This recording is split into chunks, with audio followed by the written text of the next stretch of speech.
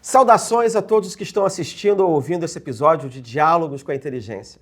Eu sou Christian Lynch, cientista político, editor da revista Insight Inteligência e colunista do Canal Meio.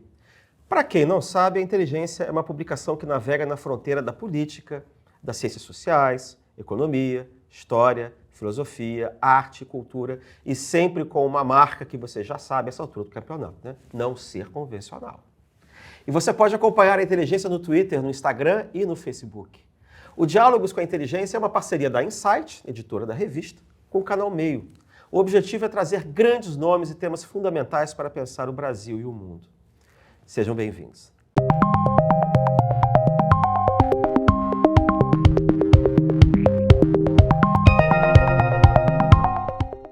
Hoje nós vamos receber o antropólogo, cientista político e escritor Luiz Eduardo Soares.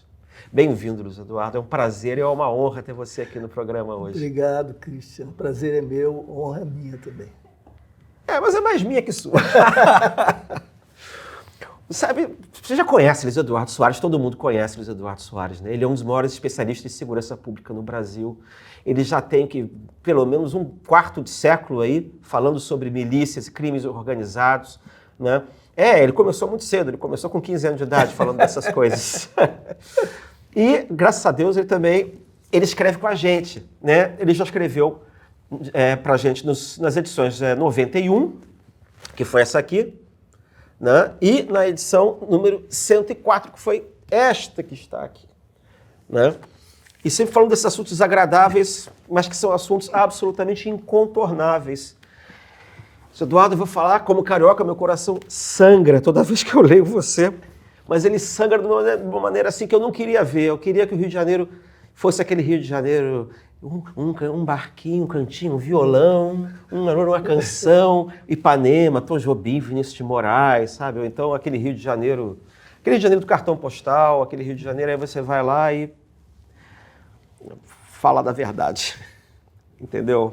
Eu gostaria de ficar no plano da completa alienação, mas como cientista social eu não posso. E ao mesmo tempo a gente não tem saída se a gente não mergulhar nos diagnósticos concretos do que acontece, né? Daí a importância absolutamente central da sua reflexão nesse tempo todo. E eu fico me perguntando, né? Você já está escrevendo sobre isso, repito, há uns 25 anos pelo menos, não? É por aí? Lamento dizer que mais do que isso. Então você começou com 10 anos de idade, você começou a ler, escrever, já estava tratando desse... 70, Cristian. 70? Esse jeitinho de 69, mas está no corpinho de 69, não é isso? Cara. Pois é, porque eu lembro de estar... Assim, eu acho que a lembrança pública, né? Porque você, enfim, é um cientista social consagrado, todo mundo sabe, tal, não estou aqui puxando o saco, estou falando óbvio. Mas eu tenho a impressão de que a percepção pública, do que o público tem sua, deve ter coincidido mais ou menos com a minha. Que eu acho que foi por volta do ano 2000. Não foi quando você foi secretário de segurança? Fui subsecretário em 99. Então, foi por essa época. Até o início de 2000, foi, pois é. Pois é, então essa é a percepção pública que a gente tem. Por isso que eu falei de 25 anos. Acertei! 99, Sim, 24. Dessa navegação pública, etc. Antes eu escrevia, trabalhava na universidade, pesquisa, etc., e dialogava muito também com os políticos, sobretudo porque, com a transição, o campo progressista, democrático que havia resistido à ditadura, sim, começou a ter de assumir responsabilidade de governo, desde 82 nos governos estaduais. Claro. Então as perguntas agora se tornavam mais difíceis, né? Como resolver, como tornar tudo que nós defendemos prático. Pois é, você é perfeito para fazer essa pergunta, né? A matéria, a gente publicou dentro desse número, né? Que na capa a gente chamou de Rumo à Estação Colômbia, né? A institucionalização do crime organizado no Brasil. Quando a gente abre o artigo, né, a gente deu um outro título que era assim, tá tudo dominado, né? O poder perpendicular do crime no Brasil. Aí, você está há 25 anos escrevendo e atuando nisso, né? Suas responsabilidades te couberam como intelectual público que resolveu botar a mão na massa. Quer dizer que a gente tem aí três níveis diferentes, né? Você tem Luiz Eduardo Soares como professor pesquisador, tem Luiz Eduardo Soares intelectual público tem o Eduardo Soares, que foi secretário, que foi político de alguma maneira, né? Que atuou no campo da política. Você não está mexendo nisso desde ontem, como a gente está brincando aqui, brincando a sério, né? O que aconteceu nos últimos 25 anos? Qual foi o cenário que você viu? Como é que você se sente do ponto de vista como autor e como ator? Você viu melhoria? Você viu mudança? Porque lendo e vivendo como cidadão no Brasil de hoje, a sensação que a gente tem é que parece que a gente está a caminho de virar um México. Christian, eu te diria, você perguntou o que aconteceu, eu te diria, claro que numa simplificação, claro, nada. E por que não aconteceu nada? Porque o poder de inércia se combinou com uma série de resistências, sobre as quais a gente pode falar, com incompetência, ignorância, mitificação, equívoco, cálculo sobre risco político, tudo isso formando uma feijoada nada saborosa, envenenadíssima. Eu digo nada no sentido de que a gente transitou da ditadura para a democracia e deixou uma área reservada, intangida pelo processo, uma área alheia e refratária, mais do que alheia, ao processo de democratização. Isso foi negociado, efetivamente, você conhece isso muito bem, no período constituinte. E há muitos depoimentos dos que estiveram ali participando, quanto à presença ainda dos militares, exercendo influência. Claro que a correlação de forças já não os beneficiava como antes, estávamos já em pleno declínio, eles já tinham cedido, de fato, o comando, na prática isso já ocorria, mas era ainda uma situação ambígua, para dizer o mínimo, bastante delicada e tensa. Eles não tinham força para impor a agenda, ditar a agenda, mas tinham ainda poder suficiente para limitar avanços e circunscrever, preservar dos avanços algumas áreas, particularmente a área das Forças Armadas e da segurança pública, das instituições da segurança pública, as polícias, particularmente. Isso significa o seguinte: as polícias, o modelo policial foi congelado, preservado como forjado durante a ditadura. E a gente sabe que a ditadura não havia inventado as polícias como elas eram, é claro, processo histórico longo, e as polícias não passaram a ser racistas e atuar com viés de classe a partir da ditadura. O fizeram com mais intensidade, entretanto, de modo mais até efetivo, por conta de uma certa modernização que se deu naquele período, como de resto em outras instituições brasileiras, mas sob orientação autoritária e se pensando como instrumento do Estado, exercendo um papel repressivo, da participação cidadã, etc. Isso foi preservado, foi mantido. Qual é a importância de você manter uma estrutura organizacional? A gente sabe na ciência política que isso não se dá impunemente, porque com as estruturas organizacionais vêm práticas, valores, concepções a respeito da finalidade da instituição e um conjunto de relações que são mantidas. Então, vieram com as instituições policiais com um formato, um organograma congelado, vieram homens e mulheres profissionais com suas concepções e práticas. Para te dar um exemplo de quão chocante é, digamos, o alinhamento à história, o alinhamento e a resistência à mudança, há pouco tempo, historicamente, muito pouco tempo, 5, 8 anos por aí, um comandante da polícia, da área da capital da Polícia Militar do Rio de Janeiro, declarou, coronel, portanto, publicamente, numa coletiva, que ele concebia a sua polícia como um inseticida social. Isso parece um ato falho, uma espécie de confissão, de testemunho sobre uma realidade substantiva que deve ser a todo preço mascarada, porque, afinal de contas, isso trai princípios fundamentais, matriciais da nossa Constituição. Quando ele diz isso, ele está replicando, fazendo ecoar a cultura corporativa ainda hegemônica nas corporações policiais, não só militares. E isso, por sua vez, remete ao que nós podemos dizer, com alguma ironia, vá lá, a cultura dos porões da ditadura, nem mais do que da ditadura propriamente, dos porões. cultura, eu quero dizer, os valores associados a certas práticas, a certas modalidades de construção de relação, etc. Você acha que foi na ditadura que isso ocorreu ou você acha que isso é um pouco anterior? Muito Porque, anterior. Quando eu digo assim, a gente tem que tentar separar os fenômenos, né? A gente tem polícias militares com a República, né? Com essa autonomia, né? A gente tem exército desde a Guerra do Paraguai, pelo menos. Mas tem algum momento em que o exército passa a comandar, ele passa a ser visto como uma espécie de tutor, ordenador ou modelo das polícias militares. Você acha que isso é com o Estado Novo ou é com a ditadura que você tem uma espécie de um amálgama? Porque os males corporativos que você está descrevendo aqui a respeito das polícias militares e essa impermeabilidade que ela tem aos valores democráticos é mais ou menos a mesma que nós verificamos no campo das Forças Armadas. Exatamente. Mas a Polícia Militar do Rio de Janeiro foi fundada por Dom João VI, uma chegada da família imperial aqui. Eu acho que foi em 1809, porque em 1808 a família chega e logo depois, alguns anos depois, é criada essa força já com um certo tipo de orientação, e evitando fugas de escravos, enfim, sabe? E você tocou o ponto que é fundamental. A ditadura não inventou violência policial, racismo, viés de classe, viés de território, nada disso. Mas isso tudo foi intensificado, evidentemente. Mas eu fico pensando no seguinte, quando você olha o surgimento das polícias também na Europa, quando a gente fica pensando, por exemplo, que a Áustria, tirando um período muito pequenininho ali entre as guerras, ela viveu um regime mais ou menos autoritário, até 1946, 7, 8, 9, 10, até a Segunda Guerra Mundial.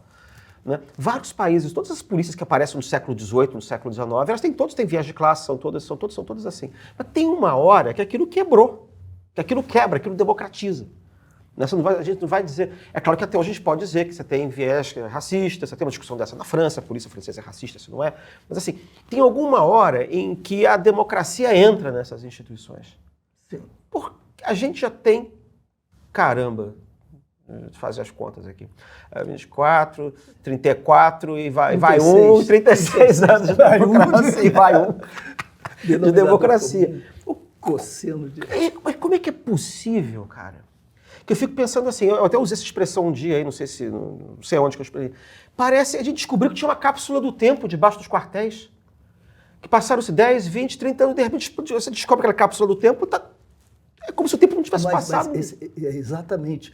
Quando há múltiplas questões aí associadas e formando uma espécie de um grande amálgama, que é uma espécie de esfinge que ameaça nos devorar se nós não a interpretarmos. Mas cortando para o mais recente, como você trouxe bem agora, o processo constituinte, com a preservação dessas estruturas organizacionais, se preservaram os valores, as práticas e as visões a respeito do dever profissional. Qual é a tarefa do policial num Estado democrático de direito? Zelar pelo cumprimento dos direitos, pelo acesso aos direitos para os cidadãos e evitar violações, transgressões aos direitos alheios, etc. Então, você tem um instrumento importante para promover a garantia de direitos. É claro que com muitos riscos, você delega a utilização da força de modo comedido, isso sempre é suscetível a manipulações, impulsos, etc. Mas, de toda maneira, a finalidade é garantir direitos. As pessoas, às vezes, até dizem, poxa, mas como reprimindo? Não, nós podemos imaginar uma criança sofrendo uma violação, nós nos lançamos com toda a energia, a força que nós tivermos para evitar a brutalidade, para evitar a violência, para proteger essa criança. Nós não estamos violando a liberdade do violador.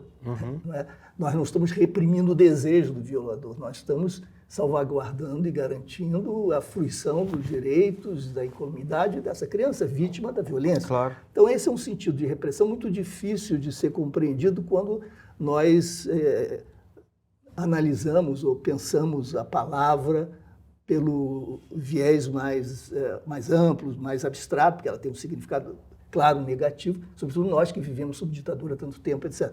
Mas há um elemento qualitativo que pode ser visto como positivo, porque há uma repressão que é a repressão da violação e o instrumento que mobiliza a coerção, que é um instrumento policial, sob o controle social e da autoridade política, que por sua vez provém de alguma maneira da soberania popular,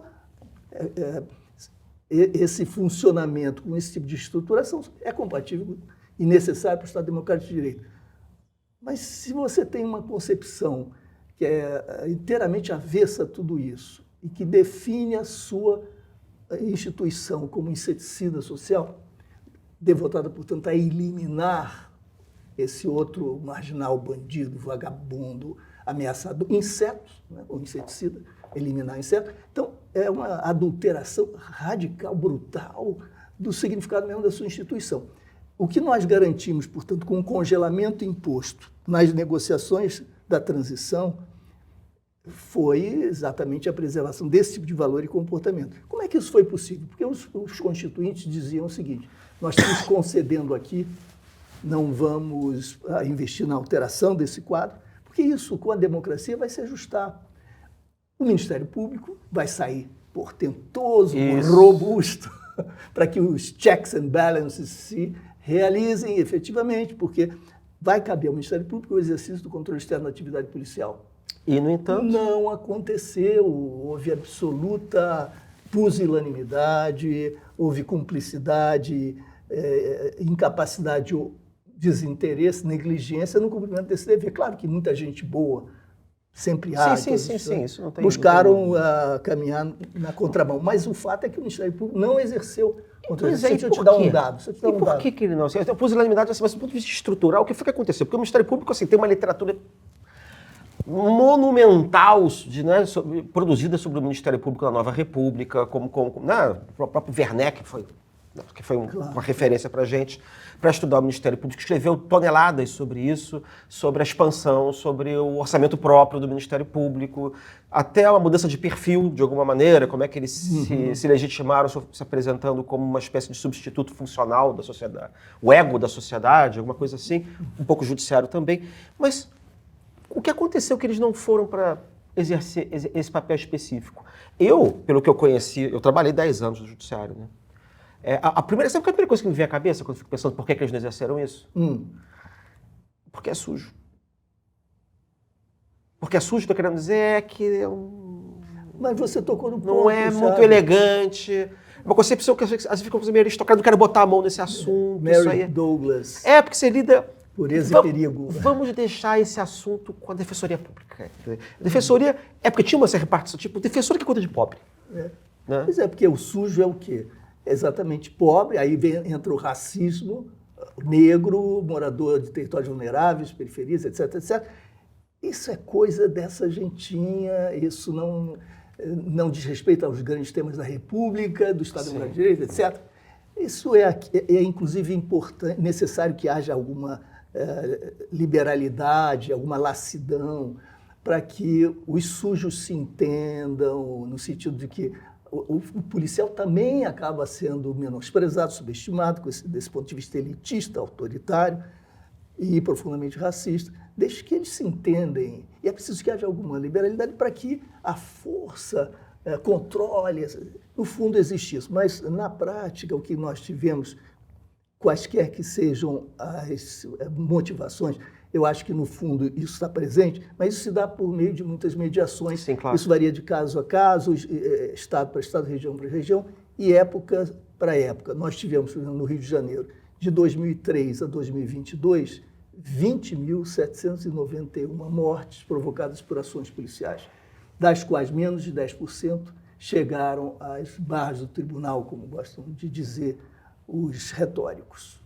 Menos de 10%. E dizem que o problema são as leis, mas você não cumpre, nem as leis que estão aí são cumpridas. O Ministério Público ou considerou insuficientemente instruídos os inquéritos relativos a essas mortes perpetradas por policiais, ou simplesmente acatou a defesa, a palavra que tem fé pública do policial e resolveu não dar curso ao processo, ou formular uma denúncia para abrir um processo.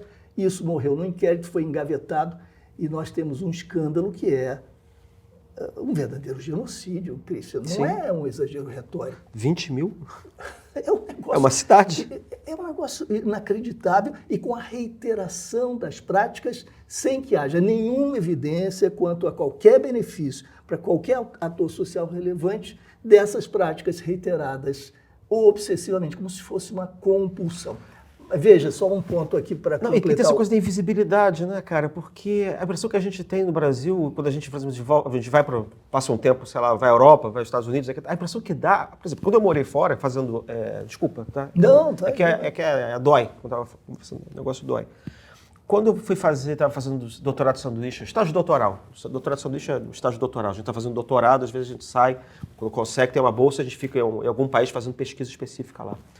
Eu estava em Paris. Aí eu fiquei, sei lá, o único tempo que eu fiquei fora do país de maneira consistente, fiquei, não chegou a um ano não, foi menos de um ano. Fiquei lá.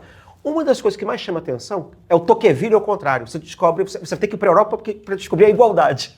É exatamente o contrário da história do Tocqueville, né? Tocqueville foi à América em 1835 e descobriu a democracia na América que não existia na Europa. Aqui a brincadeira é que é o contrário. Você tem que sair do Brasil para descobrir a igualdade na Europa.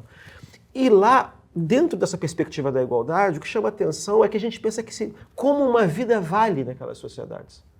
Como é que como alguém morre numa repressão policial, o país vira de ponta cabeça. Aqui as pessoas morrem feito moscas. A vida não vale nada. As pessoas morrem nessas chacinas, essas mortes policiais que são encobertas. Agora você tem o negócio de tira a câmera para poder cometer o crime. E dependendo da escala social, o crime tem, da vítima, o escândalo tem mais ou menos repercussão. Às vezes não tem escândalo nenhum. Não, exatamente. O problema é que... isso não se dá de forma generalizada, porque você podia ter uma democracia de ponta cabeça, no sentido de que a negligência, a indiferença fossem ofertadas de forma equânime, e nós tivéssemos, então, essa generalização da frieza. Né? Não acontece assim. A comoção tem classe social, tem cor de pele, endereço, território.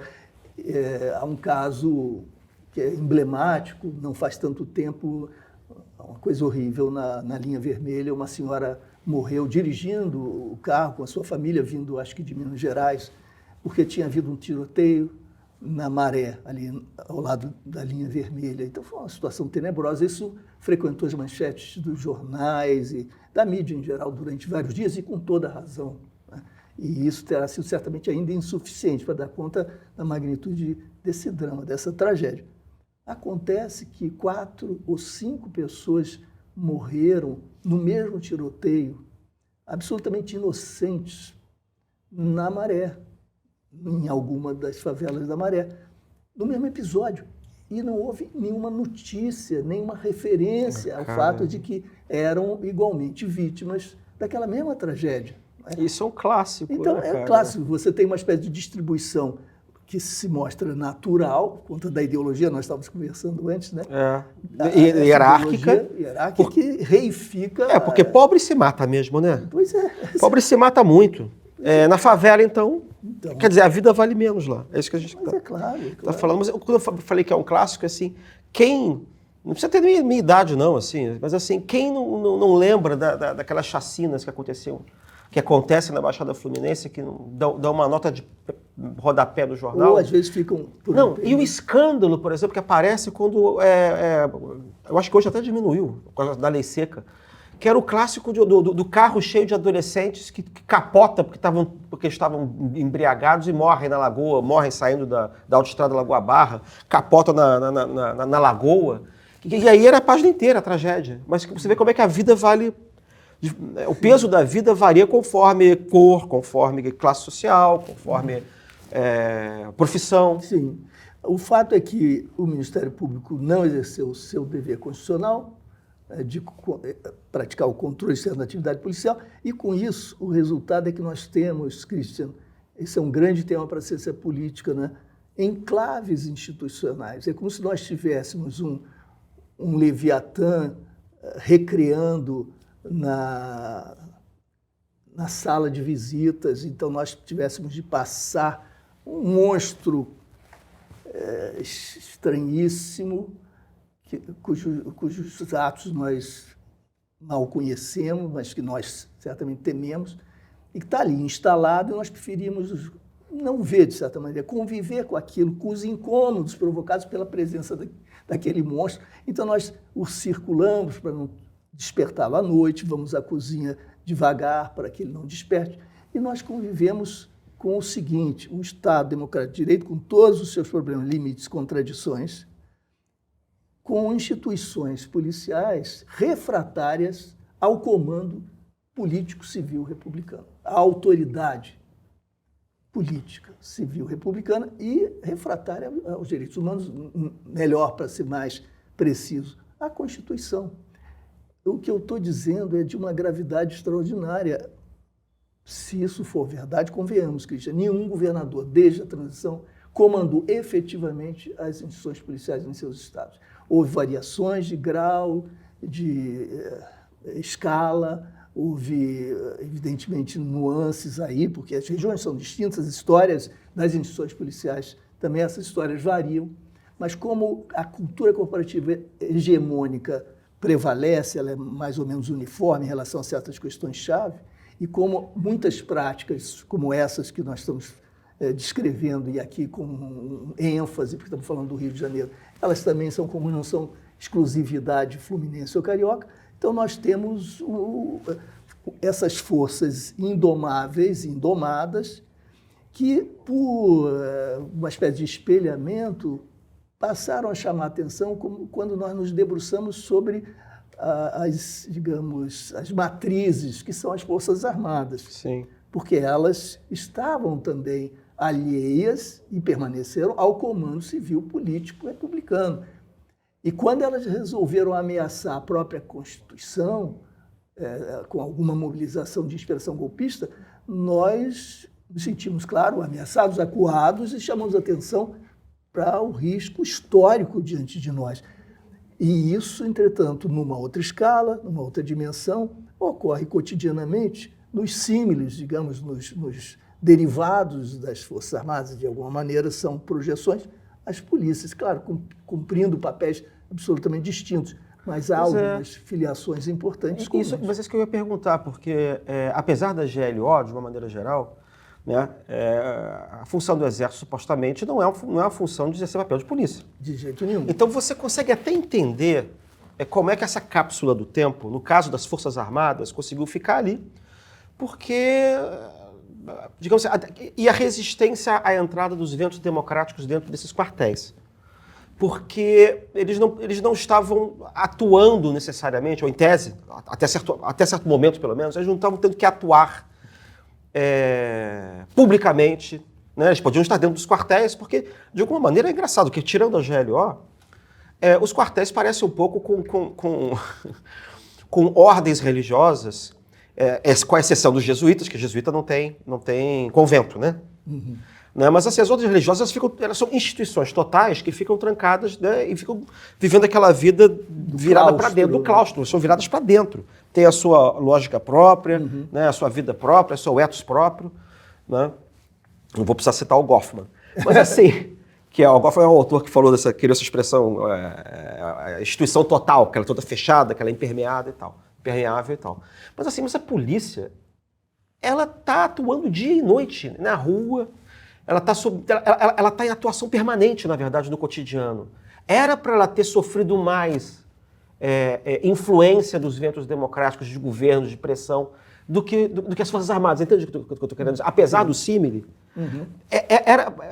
como ela está no cotidiano e tem os governos, e ela está...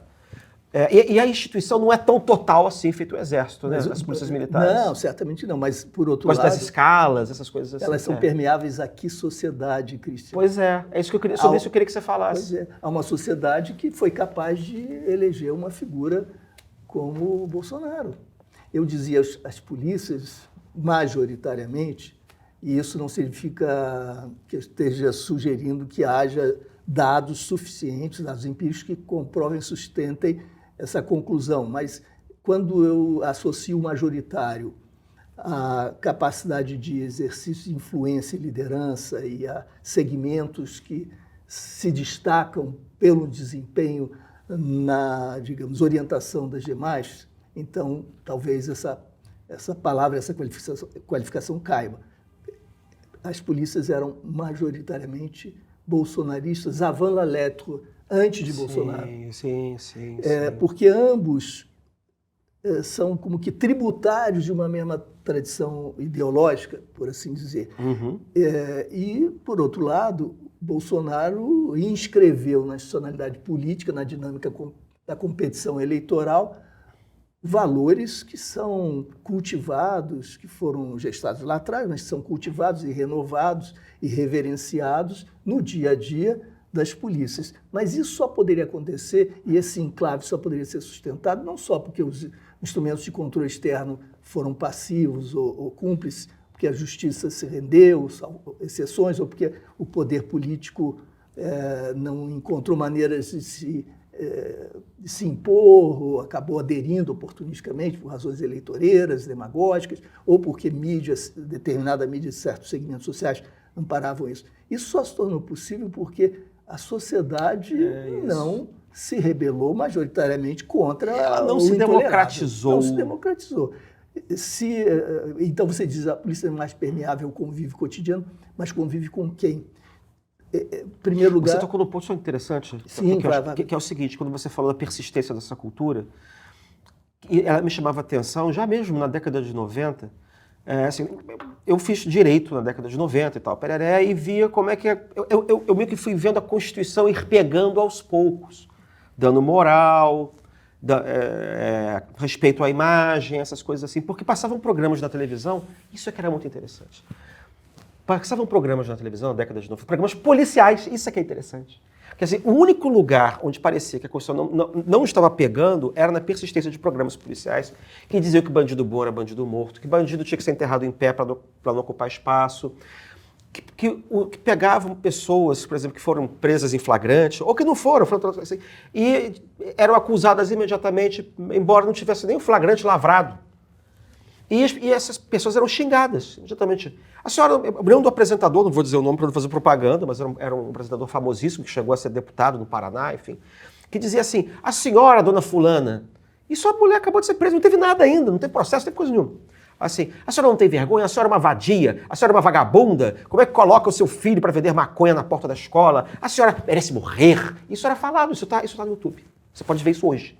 Isso estava colocado lá, e isso era em 1998, 97, 2000.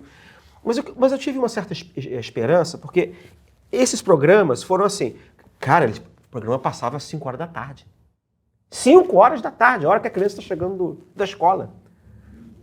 Aí depois começou a ter dano moral, aí a engrenagem legal democrática começou a funcionar. Aí passaram o sujeito para 10 da noite.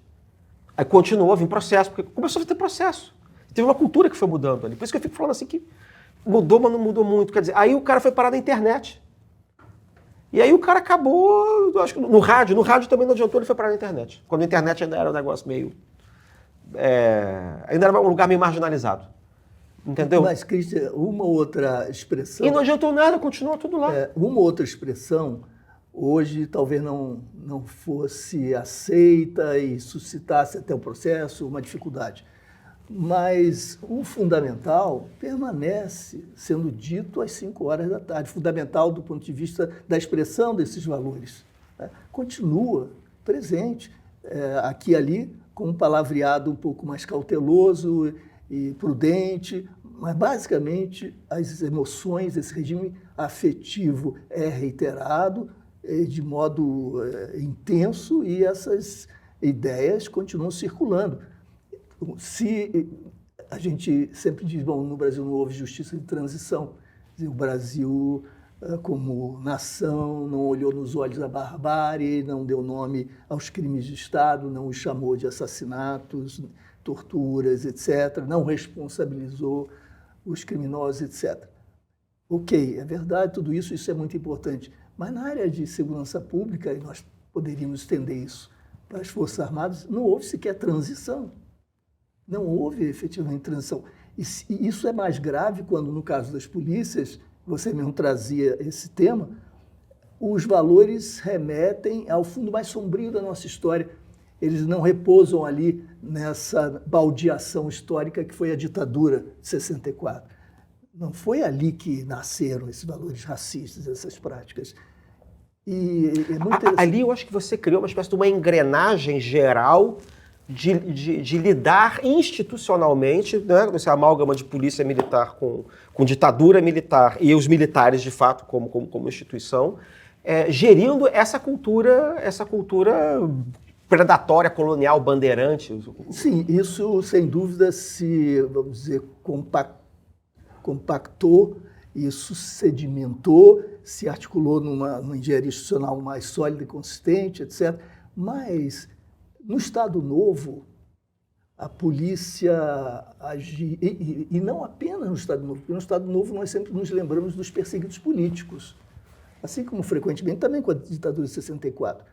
Mas sabe o que era comum fazer entre as ditaduras? Era muito comum, isso é relato direto que eu ainda tive de delegados daquele tempo que tinham já se aposentado, mas com os quais eu ainda convivi. Eles se lembravam de fazer o seguinte: eles tinham que cumprir uma cota de prisões. Quem é que eles prendiam? Nós sabemos que eles prendiam. Sim. Então, os de sempre. Os de sempre. Então, para não ter trabalho, nos primeiros dias do mês, esse que me relatou disse que se achava muito inteligente, muito esperto. Para não ter trabalho ao longo do mês, não resolver a cota nos primeiros dias, ele punha no jornal um anúncio de emprego. Dava lá um endereço, num lugar propício. De manhã cedinho, antes do amanhecer, as filas quilométricas se formavam daqueles que estavam buscando emprego. Quem busca emprego não tem emprego. E quem não tem emprego... Era preso por vadiagem. Era preso por vadiagem. Ele ia com os camburões, Cristiano, e essas filas alimentavam as prisões até que ele cumprisse a cota.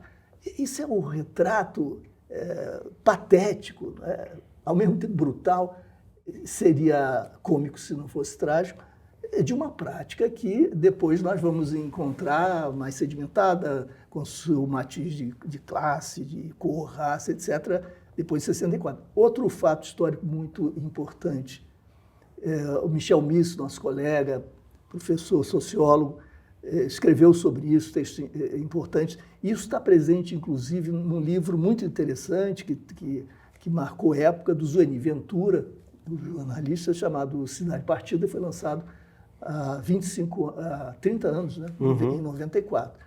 O Zueni dedica a primeira parte do livro, inclusive, a examinar esses fatos históricos. O general Cruel, que depois participaria do golpe, Amaury Cruel, que depois participaria do golpe, ele era comandante do 2º Exército naquele momento. Padrinho do Jango. Ele era o chefe da polícia do Distrito Federal, porque o Rio de Janeiro era o Distrito Federal. Quem indicava o chefe da polícia? Polícia Civil. Era o presidente.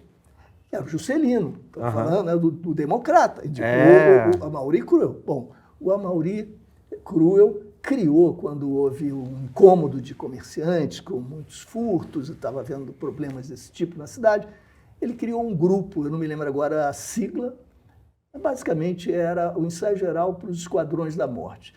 Ele apresentou o grupo como um grupo feroz, que ia... Mas formal ou informal? Formal. Não era a escuderia de Lecoq? Não, isso era exatamente a matriz da escuderia Lecoq e dos esquadrões da morte. Mas isso foi criado formalmente. Assim como as escuderias, mesmo não tendo sido criadas com um patrocínio superior do comando político, mas a escuderia funcionava à luz do dia, à sombra da noite. Quem era essa polícia aí? Era uma polícia especial? O Cruel selecionou alguns policiais e lhes deu carta branca para executarem os problemáticos, esses vagabundos, marginais, bandidos, criminosos, etc., que fossem identificados. Desinfetar, né? Desinfetar, para usar a metáfora dos inseticidas. E veja, o crime que estava chamando a atenção era o crime contra o patrimônio, que estava se ampliando no Rio de Janeiro, contra o qual essa iniciativa foi lançada. Uma iniciativa que, entretanto, facultava aos policiais a decisão sobre a vida e a morte do suspeito, antes de qualquer julgamento, evidentemente. Isso foi apresentado à imprensa. O discurso do Amaury Cru está disponível, tá? É um fato historiográfico. Ele depois se envolveu e o grupo, de fato, se afirmou. E desse grupo, muitos se derivaram, todos eles como metamorfoses e variações dos Esquadrões da Morte. Eles, enfim, mataram, de fato, muita gente, sempre com absoluta impunidade, como se estivessem cumprindo um dever institucional. E é muito impressionante porque o Amaury Cruel foi denunciado por corrupção. As denúncias eram muitas a respeito de como ele participava desse consórcio corrupto, criminoso que os policiais já praticavam nos anos 50. Então, recebiam do bicho, recebiam de enfim, outros transgressores, né, para que se viabilizasse a sua impunidade. E ele e seu filho participavam disso, houve, portanto, denúncias muito concretas. Ele acabou, muito tempo depois, sendo considerado inocente, mas sem que houvesse uma persuasão da opinião pública, porque os dados acabaram... enfim, eu não vou entrar nos detalhes, mas são detalhes impressionantes sobre como eles acuaram testemunhas e como, portanto, o próprio processo foi maculado por ações violadoras, etc. Então, esse sujeito depois ascende, se torna comandante do 2º Exército, vai participar do golpe, traindo o João Goulart. Mas o apreço pela legalidade não era uma das suas virtudes, digamos assim. É uma legalidade seletiva, né? Legalidade seletiva e esse tipo de conexão entre uma orientação que era já ilegal naquele momento, né? Sim. E segmentos das Forças Armadas e segmentos policiais, isso tudo banhado por corrupção. Esse é um ponto muito importante e as pessoas nem sempre se dão conta do seguinte: não há violência policial reiterada, continuada, de longo curso, sem o envolvimento com corrupção e com outras formas de promiscuidade entre polícia e crime. Portanto, a ideia de que nós temos exageros, desvios de conduta, excessos que são cometidos porque os policiais perdem o controle até emocional no confronto, mas eles são tem um elemento estrutural moralmente corretos, no sentido da probidade, eles não são corruptos. Essa ideia é absolutamente equivocada, porque basicamente o mecanismo é esse que eu pude testemunhar na prática. A autoridade confere ao policial na ponta a liberdade para matar. E quando lhe dá liberdade para matar, lhe dá também a liberdade para não fazê-lo e para vender a sua escolha, a sua decisão. Quanto é que você... Não me custa nada matá-lo, você é suspeito, está aqui sob meu controle, eu posso matá-lo, mas posso não fazê-lo. Não me custa nada, do ponto de vista da minha carreira, nem a mim como cidadão, matá-lo, eliminá-lo. Mas podemos conversar, negociar. Esse bem que é a vida se inflaciona seriamente e é um ponto fulcral para que nós compreendamos a economia da corrupção, porque você imagina o sujeito dar tudo que tem e o que não tem. Claro. E a história da corrupção policial no Rio de Janeiro seguiu justamente passos que Weber estudaria e reconheceria um processo de racionalização, porque é uma economia a despeito de ser ilegal. Então, desses encontros e desencontros no varejo, nós passamos para um estágio mais organizado em que grupos se formaram, os policiais, para prender, sequestrar suspeitos, conduzi-los a uma casa alugada, clandestina, onde se travavam as negociações com seus advogados, familiares, cúmplices, etc. Acontece que isso também implicava riscos e muito esforço. Era preciso sequestrar, era preciso abrir negociações, atravessá-las, e se não dessem certo, era preciso descobrir uma maneira de livrar-se do corpo. E isso tudo com uma casa que precisava ser preservada, com sua infraestrutura, mantida clandestinamente. Aí nós chegamos a ter o terceiro estágio que ainda tem vigência hoje, que é o do acordo, do arrego, como se diz no Rio de Janeiro, do contrato. José Eduardo, eu queria que você ouvisse um depoimento que eu encontrei numa pesquisa do Dr. Péricles Machado de Castro. Dr. Péricles Machado de Castro era delegado titular da Delegacia de Costumes e Diversões do Distrito Federal ou seja, do Rio de Janeiro, 1958. Né? Está no Globo, vocês podem achar, 11 de abril de 1958. O título da reportagem na qual ele dá o depoimento dele chama-se Favelas são valhacoutos de marginais. Né? E aí ele diz assim: os assaltos e mortes ultimamente registrados decorrem de um fato muito sério.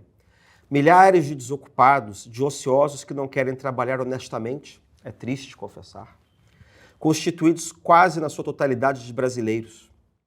Indivíduos que invadiram propriedades e construíram nelas, com a infração de leis municipais, barracos de material furtado ou graciosamente conseguido, neles se instalando e nada pagando pela habitação que passaram a desfrutar, proliferando e formando as favelas, descrédito e vergonha da cidade maravilhosa. As favelas são viveiros e valhacoutos de marginais de todas as categorias. Garotos que, degradados pelos mais velhos e por este ou por seus responsáveis instruídos, furtam gêneros nas feiras e arrancam bolsas de senhoras. Adolescentes que, unindo-se aos maiores de idade, já experimentados na senda do crime, assaltam e matam em pleno dia, praticam o contrabando, fumam maconha e com ela traficam mulheres desvirginadas na meninice. Mulheres que vivem desempregadas e que, quando se empregam, arrebanham da patroa o que podem para em seguida levarem ao seu explorador, que as espera na favela, com a prole que crescerá para mais tarde engrossar a falange dos pervertidos, Meu Deus do céu. dos delinquentes que ali permanecerão ou procurarão outros locais. Isso está no Globo, 11 de abril de 1958. Isso era no governo de Juscelino Kubitschek. Meu Deus do céu. A gente sabe que é assim, mas ouvindo... É maravilhoso, né? Assim, maravilhoso, eu vou explicar. Para o pesquisador é maravilhoso quando você encontra o objeto de pesquisa falando sobre ele próprio, exatamente aquilo que é a sua hipótese de pesquisa, né? Aí eu queria te fazer uma pergunta, digamos assim, ela já está quicando nessa conversa, que é o que o Rio de Janeiro tem de especial, porque o que a gente tem conversado até agora é algo que é estrutural da sociedade brasileira, tal como ela foi constituída desde o período colonial, né, numa matriz bastante hierárquica, uma matriz escravista, né? Mas a gente tem alguma coisa no Rio de Janeiro que parece um pouco diferente nos seus efeitos ou nas intensidades, né? É claro que muito que acontece no Rio é consequência do fato de que a cidade continua sendo a capital simbólica do Brasil, para o mundo, né? Mas tem alguma coisa aqui que não é só o fato de estar num lugar bonito, que é a sala de visitas do Brasil. Tem alguma coisa aqui que é particular. E, para lembrar do Dr. Péricles, né, assim, uma pesquisa mesmo que eu fiz, assim, eu tenho uma pesquisa sobre o tema da mudança da capital. O tema da mudança da capital do Rio para Brasília é um tema que ficou na mão da mitologia da propaganda juscelinista. A ideia de que sempre houve a ideia de ter uma capital no interior do Brasil, que o Rio de Janeiro foi uma capital provisória durante 200 anos, né? E que aí a capital estava aqui provisória, aí um belo dia, enfim, todo mundo queria que a capital fosse embora e um dia levaram embora. Tá? Quer dizer, a minha pesquisa é desmontando essa teoria que foi montada pelo governo Juscelino para justificar a mudança da capital. Houve vários motivos para mudar a capital. Um motivo foi dado para cada setor diferente da sociedade, às vezes antagônicos, para justificar aquilo ali. A gente sabe que tinha interesse eleitoral do Juscelino não tinha voto no Rio, né? O Rio era dividido entre o DN e PTB e tal. Mas assim, o ponto para o qual eu queria chamar a atenção é que eu encontrei na pesquisa, sempre no tema da mudança da capital, uma motivação demofóbica. Sempre que o tema da mudança da capital aparecia, né, tinha uma motivação demofóbica. Quando começa a República é assim, o Rio de Janeiro é a única cidade grande do Brasil. A gente tem que tirar a capital daqui, porque senão não vai ter federação. Quer dizer, as oligarquias não viam como a federação ia funcionar se você mantivesse um regime centralizado, se você mantivesse a federação debaixo da ameaça da rua do ouvidor, quer dizer, a ameaça da multidão. E aparece o tema do pânico da multidão, que era um tema tratado na Europa, né? Por, sei lá, plebe, né?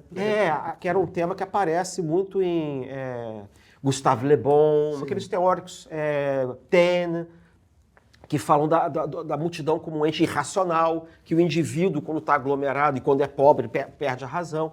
Então você tem sempre um medo da multidão. Isso aparece na revolta da vacina, no momento em que a repressão, inclusive, eu achei uma discussão parlamentar, cara, dos deputados, em que o deputado da oposição diz assim, mas cadê a lista do pessoal que vocês deportaram para o Acre? Não tem lista, não. Como não tem lista?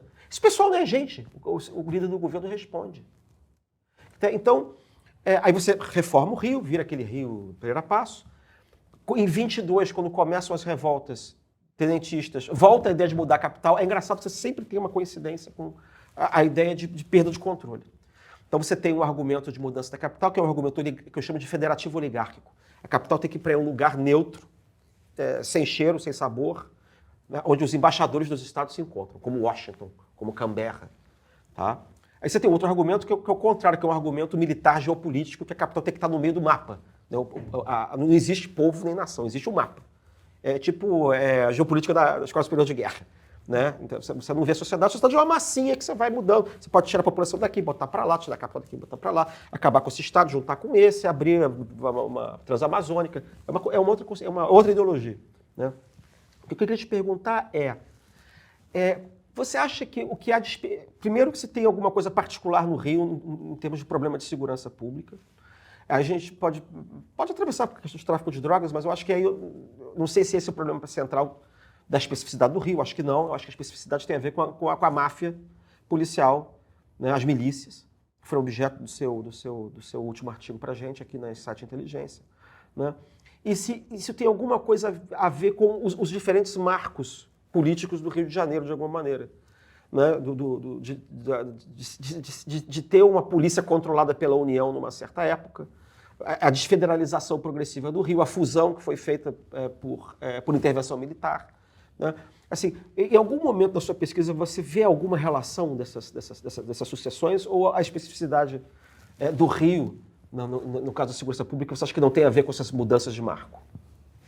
Cristian, eu acho que não pode não ter a ver, porque nós estamos falando de uma história única, né, que é multidimensional, afeta diferentes aspectos da vida social e das instituições, mas as afetam de um modo ou de outro. Há refrações, claro, mediações, mas não é possível que aquilo que nós sejamos não tenha a ver com o que fomos e com o modo pelo qual chegamos aqui. Né? Talvez nós não compreendamos ainda suficientemente os vínculos, as conexões, porque elas não são de causalidade simples, é claro. Mas nós estamos imersos num mesmo oceano que vai alterando a sua composição. Os movimentos das águas vão se alterando, mas é aí que nós sobrenadamos, né, de alguma maneira. Então, eu acho que sim, eu não saberia te dizer exatamente por quê e como, mas talvez o modo da gente se aproximar desse problema, dessa questão, e aqui com todo o respeito e toda a reverência ao meu mestre em Rio de Janeiro, né, na economia, que é o Mauro Osório. Sim, claro. E ele sempre fica chateado quando a gente evoca a perda do status de capital, a fusão com o Estado do Rio. Ele acha que, efetivamente, as questões não são tributárias desses processos. Nós não estamos sugerindo que esses tenham sido os fatos detonadores, né? Até porque eles estão imersos já em processos que os antecedem. Né? Mas o fato é que nós temos um determinado conjunto, que é esse de problemas, de desafios diante de nós. Eu acho que uma maneira de a gente começar a se aproximar é pensar as peculiaridades da nossa sociedade, peculiaridades que têm sido comuns desde os estudos até dos anos 50, portanto, até anteriores à transferência da capital. Eu acho que não é muito difícil que nós concordemos se pensarmos comparativamente, porque pensando isoladamente, talvez isso seja inapropriado. Mas pensando comparativamente, talvez seja uma categoria adequada, razoável.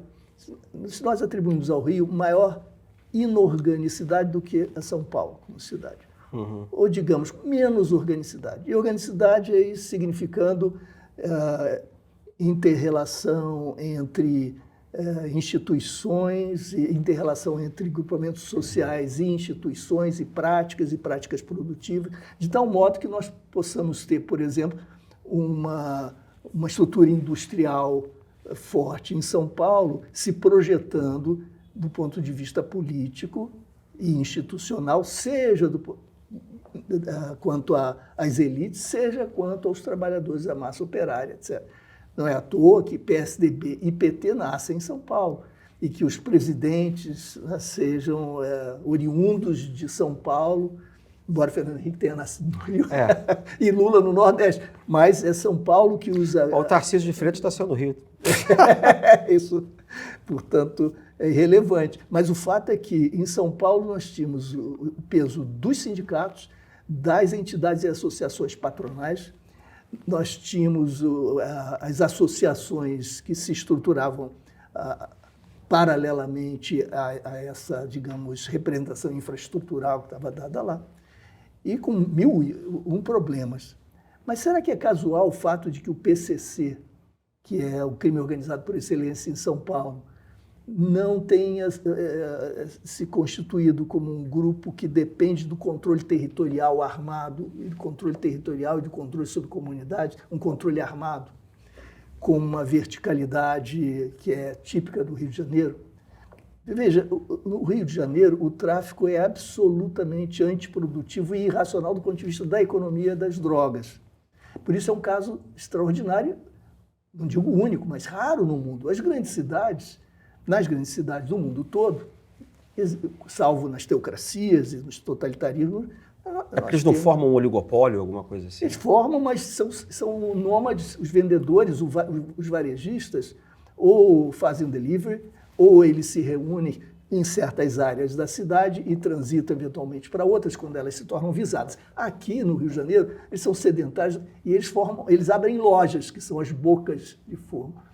A loja é conhecida pelos consumidores, senão não funcionaria como tal. E tem de selo, portanto, também pelas autoridades e pela polícia. Portanto, só há tráfico com a conivência, com a parceria, com o consórcio, com o contrato, o acordo, como nós dizíamos, com as polícias. Não há outra hipótese, né? E quando você tem, então, essa prática do varejo sedentário fixado num território, e os traficantes agenciam outros grupos e se formam como uma unidade vertebrada por hierarquia, divisão do trabalho, com as energias voltadas para disciplina, lealdade e afirmação de poder bélico, que começa a competir com outros em lutas de geopolítica. Pois é, esse oligopólio não se forma na cidade. O fato é o seguinte, é o tipo de oligopólio. Você tende ao oligopólio. No Rio, nós ainda não temos, mas tem havido muitas mudanças no universo criminal. Havia 3 facções do crime, Comando Vermelho, Terceiro Comando e Amigos dos Amigos. Hoje, praticamente, você tem Comando Vermelho, a ADA desapareceu praticamente, e o terceiro, muito combinado, articulado com as milícias. Então, a segunda força, que já se tornou prioritária, são as milícias. Mas o que é característico até das milícias é o controle territorial armado. Enquanto em São Paulo, o que nós temos é o trânsito, é um varejo. É claro que há os espaços em que se vendem as drogas, mas você não encontra lá os soldados armados. Sim. Porque isso é muito caro, é antieconômico. Não faz sentido uma lógica empresarial em que você quer maximizar os lucros e reduzir os custos de pessoal, armamento, etc. Sim, mas ao que você atribui isso? Porque tem gente que atribui ao fato da geografia da cidade. Não, é que você tem... A geografia não é irrelevante, mas ela não é um determinante imperativo. A gente vai formando certo tipo de prática, de método, que começa inercialmente a se reproduzir e constituindo fatores concorrentes para a sua própria reprodução. E é difícil depois quebrar, e houve tentativas de colombianos aqui no Rio de Janeiro nos anos 90 tentar apresentar para o Comando Vermelho uma possibilidade de reorganização, reengenharia, que dizia na época, à moda do que depois veio a ocorrer em São Paulo. Eles foram refratários a essa proposta e os colombianos voltaram dizendo assim, o Rio de Janeiro é um caos, não dá para imaginar que alguma coisa lá seja possível, estável, sustentável. Porque começam a haver as disputas por território. Porque se você tem o domínio do território como chave para todo o seu investimento econômico, para a sua renda, a renda na prática ilegal do comércio das substâncias, você vai ter, então, a tendência a disputar a própria terra de um modo frontal. São Paulo parece que, por sua organicidade maior, foi capaz de fazer com que o próprio crime se reorganizasse, mesmo com o oligopólio, que há, mas se reorganizasse em bases não territorializadas, como quase um neofeudalismo 3.0, no Rio de Janeiro, mas como um empreendimento capitalista. Entendi. São Paulo, o crime é industrial, o Rio ainda é comercial. Como São Paulo também já não é muito industrial, né? Foi para o setor de serviços também, e no Brasil a indústria se tornou, digamos, de alguma maneira secundária. É claro que eu entendo a sua metáfora, é aproximada. Todos estão nos serviços, e estão em estruturas comerciais, algumas mais modernas e ousadas. O Comando Vermelho está se transnacionalizando, está se nacionalizando também, e o PCC igualmente. Mas as características de organização são muito diferentes. Mas você não tem impressão, pelo seu artigo, né, o argumento está no artigo, que essa dominação territorial que existe no Rio, né, que são os enclaves, né, feudais, quase, tem a ver com uma pressuposição do próprio poder público de que existem áreas que não são áreas com as quais o poder público deve se preocupar, do ponto de vista da segurança, porque parece que você só pode criar um tipo de organização dessa maneira se você tem uma renúncia prévia. Quer dizer, aquilo não é um assunto nosso, aquele lugar não é um lugar onde a gente tem que botar a mão, e que talvez em São Paulo isso não seja tão óbvio. Há lugares onde a polícia não tem que chegar, ou ela não tem que ocupar, ou cujos cidadãos não estão fora do... Eu me lembro que, sei lá, eu preciso 85, 6, 7, 8, ter mapas do Rio de Janeiro onde as favelas não apareciam. Sim, sim. Mas isso é uma coisa um pouco sintomática dessa história, de que não tem nada ali. Mas eu acho que talvez seja até pior. De um lado, sim. De um lado, existe essa concepção, até porque esse grande outro é o pobre, negro, ameaçador, quando descerem do morro. Eu me lembro. Ou a festa um dia o morro vai descer.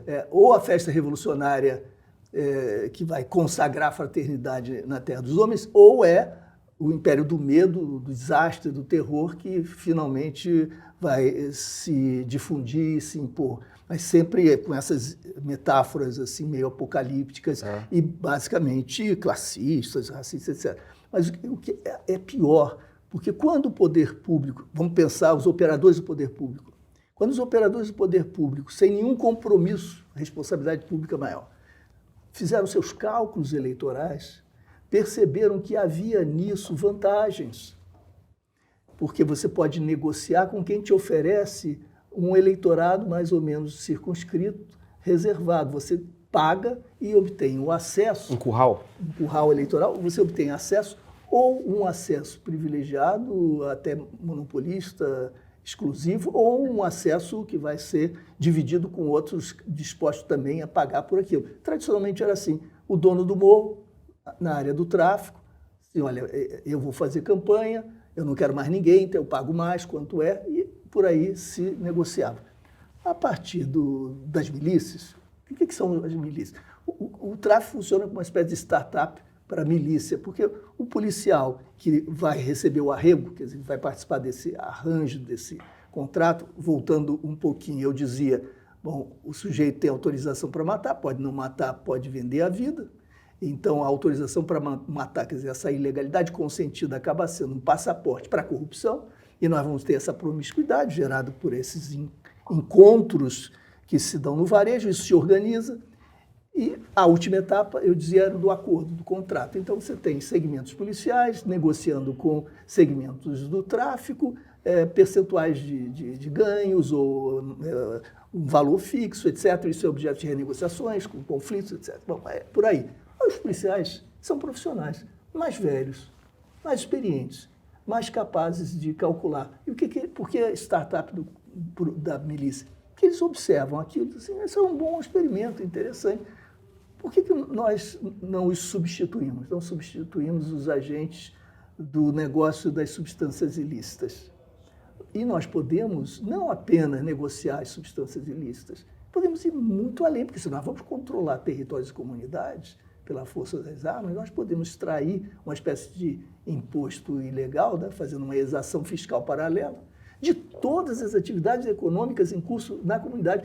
E mais, podemos incluir a terra pública. Ou seja, é um pedaço do Estado que virou máfia e que depende da perpetuidade do Estado clandestino, daquele tipo de economia e do tipo de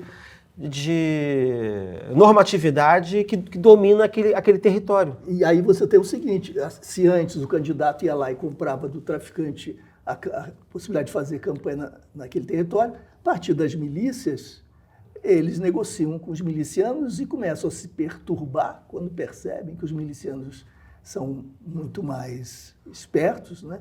E que eles querem substituir os políticos e se apresentarem eles mesmos como candidatos. Por que ceder o acesso privilegiado a um território? Por que ceder... Por que não explorá-lo diretamente? Por que não explorá-lo politicamente diretamente? E nesse momento começam a surgir querelas e disputas e conflitos nas instâncias de poder entre representantes, não porque alguns fossem probos absolutamente, comprometidos com o interesse público, etc., mas porque surgia aí uma nova fonte de competição. E isso impôs um rearranjo. A partir de um certo momento, se tornou muito custoso, Cristiano, mudar essa realidade. Houve uma espécie de vampirização, né? As energias comunitárias foram drenadas pelos milicianos e pelos políticos que participaram desse tipo de entendimento e de acordo, e com a consolidação de poderes se constituiu uma espécie de rede, guerra dos tronos, rede feudal, para o pessoal entender, né? Quase que uma realidade feudal, porque é toda uma geopolítica com disputas que vão se tornando mais brutais. Mas a coisa mais maluca é que isso que se chama milícia, eu detesto essa expressão, porque milícia, na verdade, é a auto-organização militar de uma comunidade, sei lá, tipo os Estados Unidos da época da independência, né? O que a gente chama de milícia aqui máfias, né? São máfias armadas. De funcionários públicos. Não, esse é que é o ponto. Você trouxe o ponto. Por que eu não uso máfia quando eu estou no exterior, por exemplo? Porque o pessoal não vai imediatamente compreender que, originalmente, agora ainda, muitas vezes também, são policiais que compõem as milícias. Isso não faz sentido da palavra máfia, né? A máfia compra, corrompe, degrada a instituição, mas ela é diversa, ela é formada por atores que não são oriundos, não têm origem. Mas aí volta a pergunta, o que tem de particular nesse estado do Rio aí? Então, vamos pensar com Gramsci... Onde foi possível fazer isso? Vamos pensar com Gramsci o caráter gelatinoso e menos orgânico dessa sociedade. Vamos pensar aí a prevalência do voluntarismo, o fato de que os partidos tiveram mais dificuldades. Hoje todos estão em crise, mas muito mais dificuldades de consolidação. Vamos pensar naquilo que, com preconceito, se chamava lumpesinato. Nós temos que fazer um adornamento dessa categorização. Que eu acho que tem a ver também com a decadência econômica do Rio depois da desfederalização. Aí nós chegamos ao ponto. Ocasionado, como disse o Mauro Osório, disse também, por causa da decadência, por causa da saída da capital. No Rio de Janeiro, já enquanto capital, apresentava características de inorganicidade. Sim, mas eu acho que tem a ver com a informalidade, o desemprego, a forma de distribuição da habitação urbana. E quando você tem essas características e o reino do voluntarismo, que é também do populismo bonapartista, não quer dizer que tem a ver com a coisa da capital grande, da massa, que tinha o getulismo, que tinha esses movimentos. Tem toda a história. Do lado da direita também. Exato. Claro que em São Paulo eles tiveram Maluf, tiveram Jânio, tiveram Adhemar de Barros. O populismo graça também numa cidade mais orgânica. Não, mas isso tem a ver com essa coisa da organicidade que você está dizendo mesmo. Digamos assim, o Rio de Janeiro tinha uma relação orgânica com o interior. O interior que não era interior, era o estado do Rio, capital de Niterói. Não sei se você sabe, mas o estado do Rio foi criado em 1975 pelo regime militar. O que você tem era a cidade do Rio de Janeiro, era a corte, depois virou o Distrito Federal, capital do estado do Rio, apesar do nome ser igual, não era Rio de Janeiro, a capital era Niterói. Né? E aí a capital veio para Brasília em 60. Na verdade, o Rio continuou sendo capital até a década de 70, porque os ministérios só vão para Brasília na década de 70. E na sequência você tem a ditadura funde o estado do Rio com o antigo estado da Guanabara. E aí surge esse estado. Estou contando essa historinha porque tem gente que não sabe. Não, claro, claro. Mas eu estou contando essa história pelo seguinte, o Rio só teve uma relação orgânica com o interior até a Lei Áurea. O estado do Rio ficou muito pobre depois. Quer dizer, eu quero dizer que em algum momento o interior começou a deixar de abastecer a capital regional, que era Porto, né? Também era Porto de Café. Tem alguma hora em que essas conexões orgânicas que você está se referindo começaram a se desfazer e o Rio meio que foi vivendo principalmente no setor público. Era volta de coisas que eram feitas no entorno, Volta Redonda, quer dizer... E eu acho que é esse que é o ponto, que acho que já estava vindo de antes. Uhum. Essa inorganicidade, pelo menos do ponto de vista econômico. Sim. E a desfederalização, ela desmonta o marco que segurava esse negócio do ponto de vista da repressão, ou da política, ou da direção. A cidade não se autogovernava, né? E também do ponto de vista econômico. Isso é o ponto que eu queria levantar. Paralelamente à decadência econômica, a crise, desemprego, informalidade, aumento disso que tradicionalmente se chamava o lumpesinato, hipertrofiando esse caráter gelatinoso e pouco orgânico, nós temos um certo tipo de dinâmica que eu acho que vale a pena a gente considerar, que é o seguinte: as associações entraram em ebulição positiva, criativa, muito fecunda, na transição democrática. O Brasil todo, no Rio, muito fortemente, há estudos de colegas nossos, professores nossos, a respeito do associativismo nos bairros. Sim, 70, 80, né? E nós éramos muito cautelosos na ciência política para evitar uma visão preconceituosa e elitista do mediador, do broker, daquele que fazia a ponte entre a clientela política e o provedor, para a liderança, etc.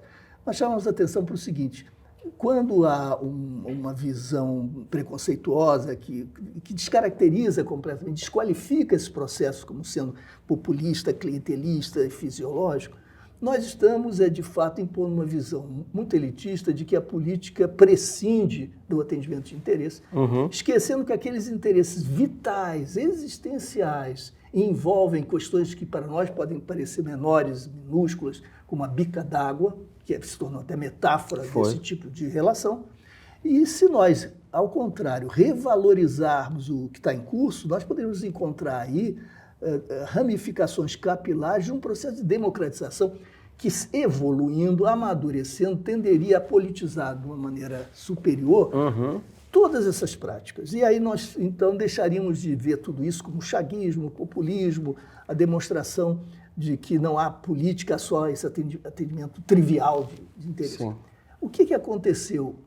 Desafortunadamente, não veio a tal evolução, o tal amadurecimento, e esses brokers ou mediadores acabaram cedendo lugar a operadores que criaram aí uma espécie de balcão de negócios que atraía naturalmente, uma espécie de magnetismo natural, por razões econômicas, os operadores criminosos também. Então, na Baixada, isso se dá de uma maneira nítida, pedagógica. Bicheiros empreendedores do crime associados a setores policiais corrompidos, quando a gente diz bicheiro, a gente está se referindo a empreendedores criminais que se organizam, que não estão apenas no jogo da contravenção, evidentemente. E atuam sobre a política local, vedando participação, a emergência de novas lideranças liberadas, independentes, liberadas desses enclaves independentes, e fazendo com que, por chantagem, por ameaças à vida, por violência efetiva, você tenha um crivo que acaba reproduzindo essas elites marcadamente comprometidas com o crime. Não é moralismo denista dizer que a problemática da corrupção na formação da Baixada foi e é central, continua sendo questão-chave, não por conta da imoralidade envolvida com a drenagem dos recursos públicos ou do erário público. Não se trata disso, embora isso seja evidentemente relevante. Se trata do fato de que, por corrupção, nós estamos aí, nesse caso, denominando o amálgama entre polícia corrupta, utilização da força armada para a chantagem política, inviabilização dos procedimentos das práticas democráticas e maculação da própria esterilização da própria eleição como procedimento regular, democrático de renovação, etc. A formação das elites fica comprometida e fica como que sequestrada, capturada, de alguma maneira subordinada a uma dinâmica que é indistinguível da própria dinâmica criminal. É uma dinâmica econômico-política, mas indistinguível da criminal.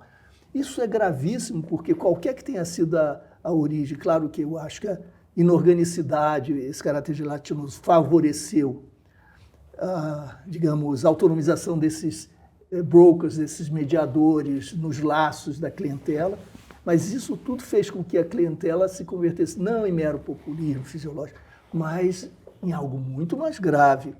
E é curioso... Ou seja, você teve uma espécie de organização, só que foi uma organização criminosa. Sim, super. Para concluir, na ciência política, olha que curioso, tem a ver com a minha própria trajetória. Quando nós estávamos estudando esse tipo de mediação de clientela, nós éramos cientistas políticos. Quando isso se revelou indissociável da prática criminosa, quando isso se inundou ou tomou um banho de sangue, isso se converteu em objeto de especialistas em segurança pública. E a ciência política foi tratar de assuntos mais nobres. Verdade. Não é verdade? Mas verdade, é basicamente... esse assunto desapareceu da ciência política. Nós estamos falando da construção da democracia, uma construção degradada, pervertida da democracia, dessa democracia popular, que se deu com base numa sociedade inorgânica, com lideranças que acabaram submetidas à lógica da predação. Mas eu acho que também tem uma razão para isso, pelo menos no Rio, né? Porque a gente tem uma tendência na ciência política do Rio de Janeiro muito de estudar só a política nacional, porque afinal o Rio é capital. Com tudo, né, Cristian? Eu sei, aí que está o problema. Então você não consegue olhar o particular, porque você olha para Ipanema e vê o Brasil, não vê a praia de Ipanema. Os jornais aqui eram o Jornal do Brasil, o Globo. Pois é. São Paulo, Folha de São Paulo, Estado de São Paulo. Todas as províncias era o nome da província, não é o nome da corte, né, ou da capital federal. Esse é um problema cognitivo que eu acho que permanece aqui. Mas há muita coisa boa nessa sociedade. Tem. O Luiz Antônio Simas é um autor primoroso que chama atenção para todo esse lado positivo, criativo, criador da população no seu dia a dia. E muito da criatividade decorre de uma certa liberdade que provém dos laços mais laços. Tudo isso é fascinante, mas também é preocupante. Aí eu vou te fazer aquela pergunta final, mas assim, é terminal. É mais terminal do que final. Que é a pergunta... A pergunta que tenho até vergonha de fazer, porque é a pergunta que eu até quero que a minha tia ia fazer, assim. Mas, doutor, tem solução? Assim, quer dizer, eu acho que até que a resposta tem uma resposta estrutural do nível nacional e tem uma resposta no plano local. Né? Eu imagino que o plano nacional seria, enfim, a reforma da instituição policial. O problema é que a gente está numa época que exatamente parece que é a pior época, assim, em termos de ambiente favorável para isso ser feito. Né? E não adianta nem ter governo progressista, porque o vento está soprando contra. Né? O vento do velho Brasil está soprando com força de novo, né, depois de 30 anos. Mas você acha que o que se poderia ser feito, hipoteticamente, por um governador do Rio de Janeiro que conseguisse, que estivesse disposto a fazer alguma coisa nessa matéria? Cristian, eu acho que... Renúncia. Migração. Renúncia. Eu acho que isso não pode ser limitado a uma mudança policial ou a mudanças de instituições policiais. Tudo que nós estamos dizendo, né, toda a nossa conversa desde o início aponta para a política, para as instituições políticas também, para as questões sociais, econômicas. E é claro que eu estou convencido de que com o encarceramento em massa de jovens pobres, jovens negros, que são apenas operadores do varejo, do comércio de substâncias ilícitas, com essa insanidade, nós só vamos fortalecer facções criminosas nas unidades prisionais e aumentar a violência e vamos destruir a vida de gerações que não são profissionais do crime. Isso é de uma injustiça, uma perversidade e é absolutamente insano e irracional do ponto de vista societário. Eu acho que a gente vai ter que discutir legalização das drogas, isso vai ser um imperativo para a nossa agenda futura, o dia que o Brasil puder refletir. Está mais fácil legalizar os bingos e os cassinos. Isso já... Né? Bom, eu ia dizer, isso já se dá na prática, mas tudo se dá isso, já até na o jogo prática. do bicho parece, só de simpatia. Mas todas essas mudanças, controle, o fim desse processo de encarceramento assim, voraz, a legalização progressiva de drogas, a alteração do modelo policial, tudo isso é muito importante. Mas nós estamos precisando pensar isso numa escala mais ambiciosa. Nós estamos diante de um grande problema para a democracia brasileira, para o Estado Democrático de Direito. Exato. E a questão é democrática. Eu acho que é uma questão política. Um governador não vai resolver, ele vai precisar do Brasil. Vai precisar de outras instâncias da República, institucionais e outras instâncias governamentais. Vai precisar da sociedade brasileira. Uma brincadeira outro dia que eu estava comentando com alguém, assim, e se você fosse governador, o que você faria? Meu amigo, eu tomava posse e a primeira coisa que eu fazia é pedir intervenção federal. Toma, resolve aí, porque faça o que quiser com isso aqui, fica à vontade. E você vê que isso já foi testado e a gente sempre dizia... Mas foi feito de maneira... Fizeram uma intervenção que não foi uma intervenção federal de verdade, foi uma intervenção militar. Intervenção militar, pois é. Eu fico achando que intervenção federal é intervenção militar. Agora teve intervenção do Distrito Federal no passado, depois da tentativa de golpe, e o cara não era militar. Mas você vê essa calamidade, a catástrofe toda no Sul, que está nos mobilizando a todos. Eu tenho a maior parte da família lá no Sul, então vou vivendo dia a dia, hora a hora, com aflição, com agonia. E aí o governador falou em Plano Marshall, outros falam no New Deal, porque a escala requer pensar de novo, fora da casinha, contemplando as questões em sua profundidade. Lembrando que as causas imediatas podem ser locais e as causas mediatas e as de fundo são nacionais e até transnacionais, globais. No Rio de Janeiro, nós temos uma calamidade de outra ordem. Se a supostamente natural no antropoceno, de alguma maneira, foi provocada por nós, animais humanos, né? Aqui, com muito mais razão e de modo mais imediato.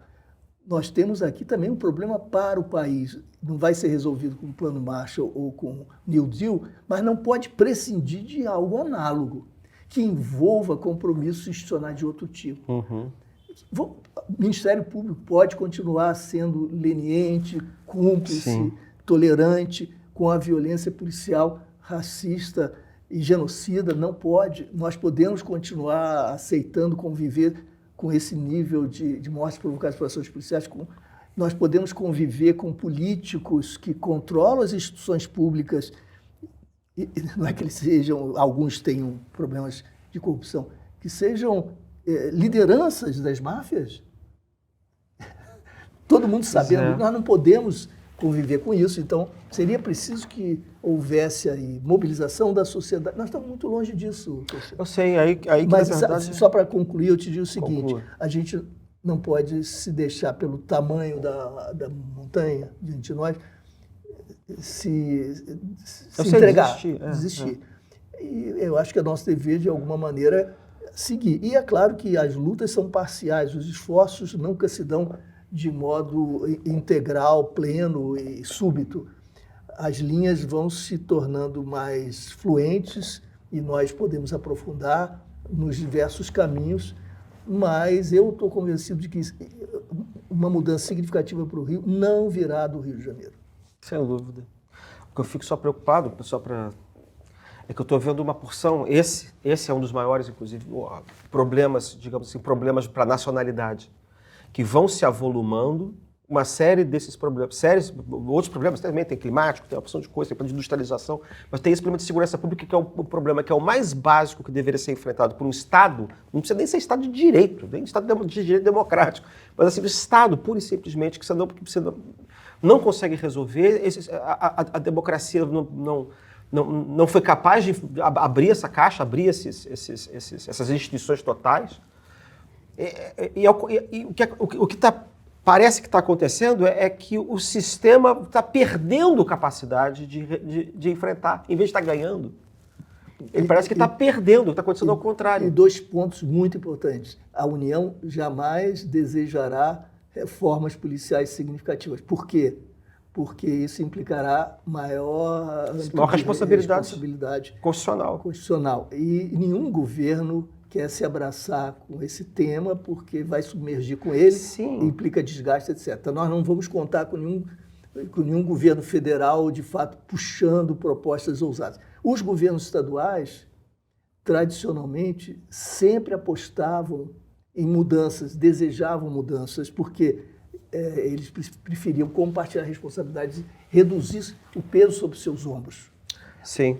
Quando o bolsonarismo emerge, quando a divisão ideológica se aprofunda, se explicita na escala que é a nossa, tudo isso fica agora matizado, tudo isso fica envolvido, involucrado em adesões ideológicas, nichos de opinião, e agora nem os governadores, até por conta do seu próprio interesse de reprodução dos seus mandatos, do seu poder, até eles já se furtarão a participar de um movimento de reforma. Então, nós estamos numa situação encalacrada que nós dependemos de fato da sociedade, mas a sociedade está vivendo... Está fraturada, está fragmentada. Fraturada e o setor social comprometido efetivamente com a democracia, no seu sentido mais profundo, mais radical, tem uma visão sobre essa problemática da segurança pública muito, eu acho, insuficiente.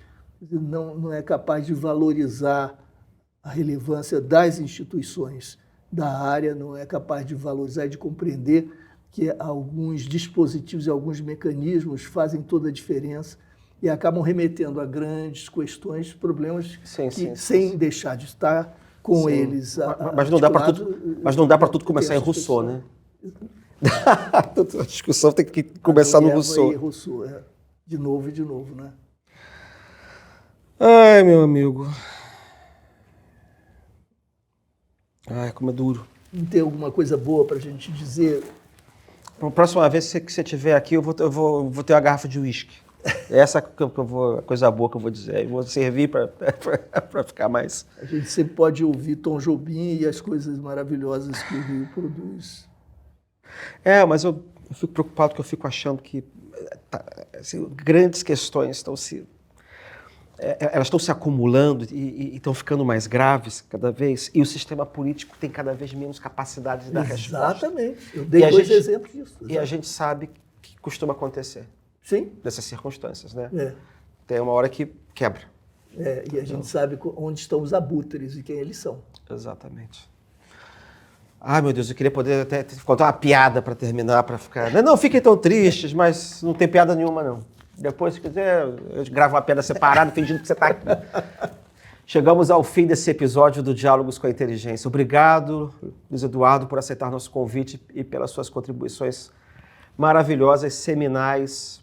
Eu não consigo nem imaginar quem poderia falar com tanta propriedade desse assunto, num tema, infelizmente, que continua tão atual. E também agradeço a todos que nos acompanharam até aqui. Caso queiram saber mais sobre o crime no Brasil, leiam os depoimentos do professor Luiz Eduardo Soares na revista Insight Inteligência. Além dos textos fantásticos dele, nós temos mais de 1000 artigos de diversos pensadores, pesquisadores e especialistas brasileiros sobre diversos temas disponíveis gratuitamente no nosso site. E para novidades da inteligência ou do Canal Meio, nos sigam nas redes sociais e assinem as newsletters dos dois. É isso, gente. Um abraço e até o próximo Diálogo com a Inteligência. Até a próxima.